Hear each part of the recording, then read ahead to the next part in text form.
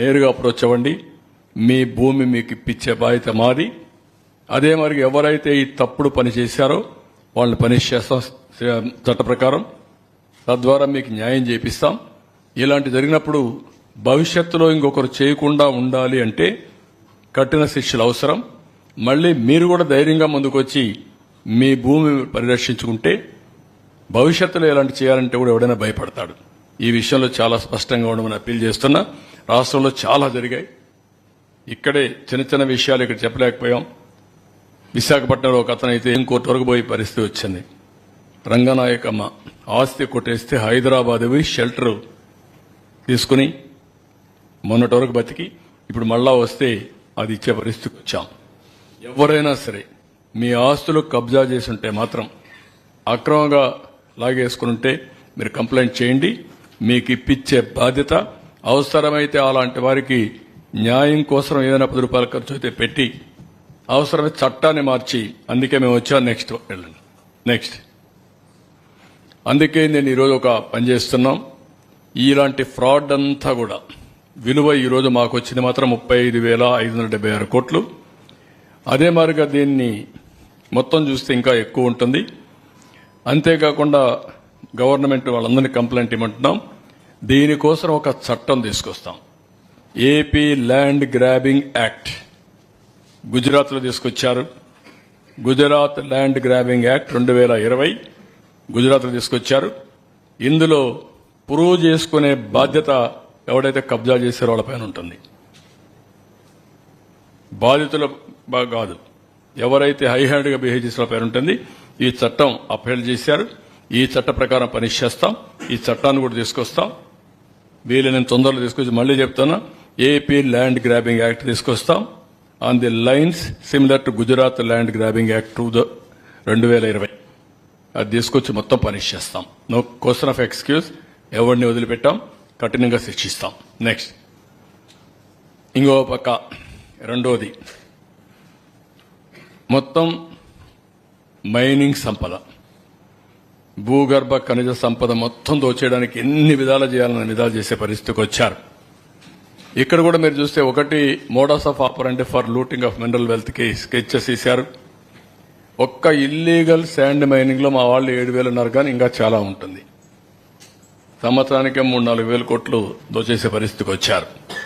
అదంతా కూడా డాక్యుమెంటేషన్ అంతా కూడా ఉంది. అది కూడా ఎక్స్ప్లెయిన్ చేస్తాం. అదే మరి మినరల్ సీనరేజ్ అవన్నీ కూడా మ్యానిపులేట్ చేశారు. ఇంకొక పక్కన చూస్తే 19-24 ఎట్లా పెరిగింది, 24 ఏ విధంగా వీళ్లు కబ్జా చేశారు. ఎక్కడికక్కడ మైనింగ్ క్వారీ లీజ్ చేస్తున్నాయి. ఎన్ని మార్గాలుంటాయో అన్ని మార్గాలు చేశారు. నయానా భయానా ఫైన్స్ వేసి, ప్రొహిబిటివ్ ఫైన్స్ వేసి ఆపరేట్ చేయలేని పరిస్థితి తీసుకొచ్చి హస్తగతం చేసుకున్నారు. ముందు మర్యాద చెప్తారు, ఇచ్చేస్తే తీసేసుకుంటారు. లేకపోతే బెదిరిస్తారు, లాగేసుకుంటారు. బెదిరింపుకు కూడా భయపడకపోతే అబ్నార్మల్ గా ఫైన్ వేస్తారు. వాడు ఆ ఫైన్ భరించలేక క్లోజ్ చేసేస్తారు. ఇట్లా వేరియస్ మార్గాలు చేశారు. అవన్నీ నేను ఎక్స్ప్లెయిన్ చేస్తాను. Penalising, stopping of work components, mining without lease, forest ఏరియాలో చేయడం. మొత్తం ఇది రఫ్ గా ఒక 20,000 కోట్లు కొన్నాం, కానీ 20,000 కోట్లు కూడా ఇది తక్కువ అవుతుంది. ఎగ్జాక్ట్ గా మీకు సెటిలైట్ మ్యాప్స్ ఉంటాయి, గూగుల్ మ్యాప్స్, అవన్నీ తీసుకుంటే పీరియాడికల్ గా కేసులన్నీ ఎస్టాబ్లిష్ అవుతాయి. ఎవరు చేశారో అవన్నీ అసెస్ చేసే పరిస్థితి వస్తుంది. లేటెస్ట్ టెక్నాలజీ ఉపయోగించి మొత్తం ఇన్వెస్టిగేషన్ చేసి రెస్పాన్సిబిలిటీ, అకౌంటబిలిటీ ఫిక్స్ చేస్తాం. ఎవరు ఫెయిల్ అయినా, ఎవరు దోచుకున్నా అవన్నీ ఫిక్స్ చేసి ఏ విధంగా చర్యలు చేయాలో చేస్తాం. నెక్స్ట్ ఇక్కడ మీరు చూస్తే శాండ్ మైనింగ్ చాలా పెద్ద ఎత్తున చేశారు. మొత్తం పర్యావరణం ఈరోజు కూడా సుప్రీంకోర్టు చాలా కోప్పడి మళ్లీ ఆగస్టు 2కి పోస్ట్ చేసే పరిస్థితికి వచ్చారు. దీంట్లోనే 7,000 కోట్లు ఇంకా డబ్బులు కూడా ఎగ్గొట్టే పరిస్థితికి వచ్చారు. ఇంకొక పక్కన వైలేషన్స్, ఎన్విరాన్మెంట్ రెగ్యులేషన్స్ మొత్తం కూడా sand mining in reverse using heavy machinery వాడకూడదు. రిజర్వ్ ఫారెస్ట్ ల్యాండ్స్ అన్ని ఇది చేసే పరిస్థితికి వచ్చారు. Expired lease old dumps and యూనివర్సిటీలో కూడా ఆపరేట్ చేసే పరిస్థితికి వచ్చారు. అదే మరిగా ప్రైవేట్ కూడా అప్పచెప్పే పరిస్థితి, అవి కూడా మేము స్టడీ చేస్తున్నాం. ఎంతవరకు లాభమా నష్టమా ఏం చేశారని అవి కూడా స్టడీ చేసి ఫైనల్ డెసిషన్ తీసుకుంటాం.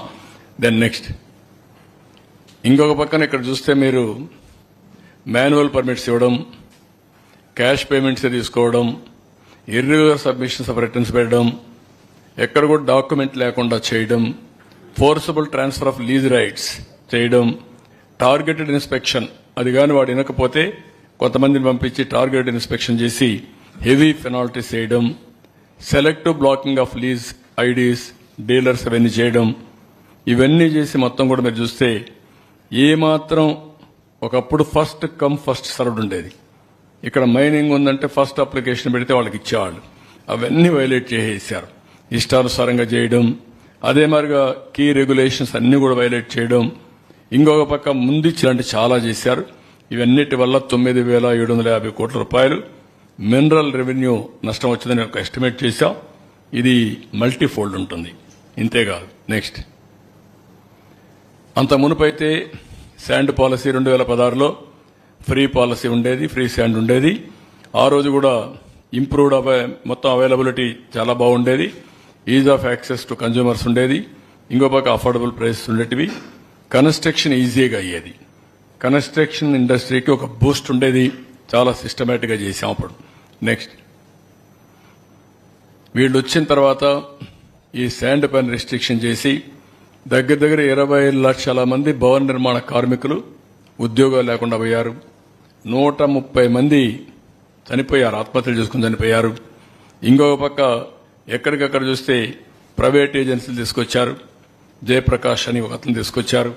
అతను కాకుండా అతనికి ఒక సబ్ కాంట్రాక్ట్ని పెట్టారు. కంపెనీ వాళ్ళది చేసింది ఆపరేషన్, వీళ్ళు ఇష్టానుసారంగా చేశారు. అది అయిన తర్వాత మధ్యలో ఎవరూ లేకుండా వీళ్లే ఆపరేట్ చేసి వాళ్ళ పేరు చెప్పి మళ్ళా శాండ్ అంతా అమ్ముకునే పరిస్థితికి వచ్చారు. తర్వాత ప్రతిమా కాంట్రాక్ట్ పేరు పెట్టి మళ్ళా వీళ్ళు ఆపరేట్ చేసే పరిస్థితికి వచ్చారు. ఈ విధంగా 1-2 కాదు చాలా చేశారు. ఇవన్నీ చేసి కడాను మీరు చూసి జీఎస్టీ ఎగ్గొట్టారు. ఇంకొక పక్క పెండింగ్ డ్యూస్ ఒక 1,067 కోట్లు ఉంటే అవి కూడా ఇవ్వకుండా పోయారు. ఇంకొక పక్క పర్ఫార్మెన్స్ సెక్యూరిటీ రిటర్న్ కూడా చేసేశారు. అంటే భయం అనేది ఏమాత్రం కూడా లేకుండా ఇష్టానుసారంగా చేసే పరిస్థితికి వచ్చారు. ఇక్కడ కూడా ఒక వ్యక్తి ఎవరైతే మైనింగ్ ఉందో ఎక్కువండే ఆఫీసర్లు కాదు, అది ఎక్కడి నుంచో డిప్యుటేషన్ తెచ్చారు. అతను మళ్ళా పారిపోయే పరిస్థితికి వచ్చాడు.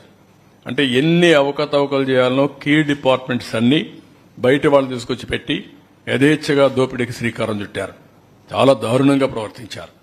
నెక్స్ట్ ఇక్కడ మీరు చూస్తే ఇల్లీగల్ మైనింగ్ శాండ్ అయితే ఎక్కడికక్కడ చూస్తే మీరు ఎంత మెషిన్స్ పెట్టకూడదు, మెషిన్స్ పెట్టడం, in all reverse without approvals చేయడం, మెషినరీ పెట్టడం,